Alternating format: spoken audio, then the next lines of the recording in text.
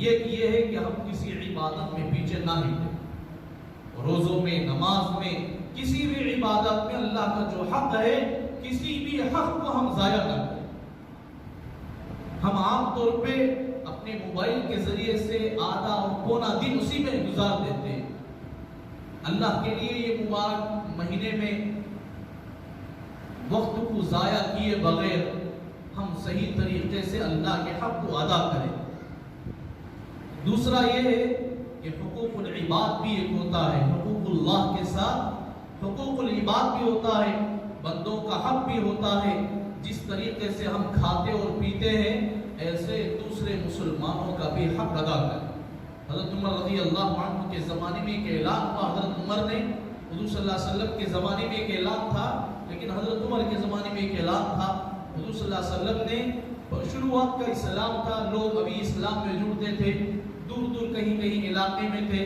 حضرت علی کو بھی کبھی بھیجا کرتے تھے، حضرت عبد الرحمن بن عوف بھی گئے ہیں اور حضرت عمر رضی اللہ عنہ بھی گئے ہیں کہ لوگوں سے صدقے کا مال وصول کرتے اور مدینے والوں کو جو غریب رہتے ان لوگوں میں وہ بٹوارا کرتے تھے۔ لیکن حضرت عمر رضی اللہ عنہ کے زمانے میں جب مسلمان بہت زیادہ ہر علاقے میں بڑھ گئے، بہت زیادہ ہو گئے، تو حضرت عمر نے ایک اعلان فرمایا کہ ہم اپنے اپنے علاقے میں پیسے جوڑ کر ہمارے محلے اور ہمارے علاقے کے اندر غریبوں کی خدمت کریں۔ تو یہ ہمارے لیے موقع ہے، تو ہم جتنا ہو سکے اپنے غربا کے لیے خدمت کرتے رہے، اپنے پڑوسیوں کا حق ادا کرتے رہے۔ حضور علیہ السلام نے فرمایا ہم اگر گوشت دینا چاہتے ہیں تو شوربہ بڑھا لو تاکہ پڑوسی بھی کھائے، اگر دینے کی تمنا نہ ہو تو ان کے گھر میں خوشبو بھی نہ پہنچے۔ تو اتنا ہمیں احتیاط کرنے کا حکم فرمایا۔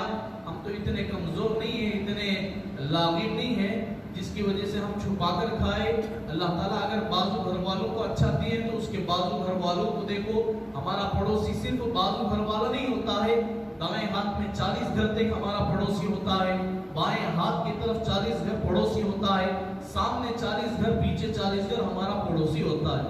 ہم یہ نہ سمجھیں کہ صرف بازو ہاتھوں والے ہمارے پڑوسی ہوتے ہیں، بلکہ اطراف کے 40 گھر، 160 گھر ہمارے یہ کیا ہوتے ہیں، پڑوسی ہوتے ہیں۔ اس لیے ہم ہر ایک کا خیال کرتے ہوئے جائے۔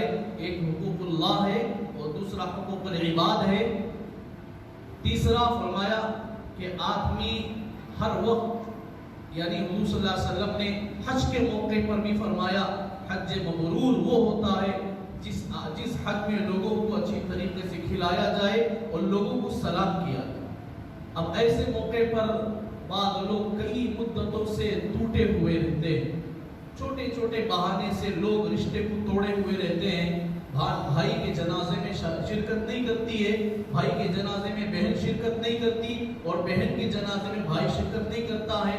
بعد ہم نے دیکھا کہ ماں باپ کے جنازے میں بھی اولاد نہیں آتے، صرف اتنا کہ اپنے وراثت کے مال میں کبھی اونچ نیچ ہو جائے تو ماں باپ کے جنازے میں بھی شرکت ہونے سے دوری اختیار کرتے۔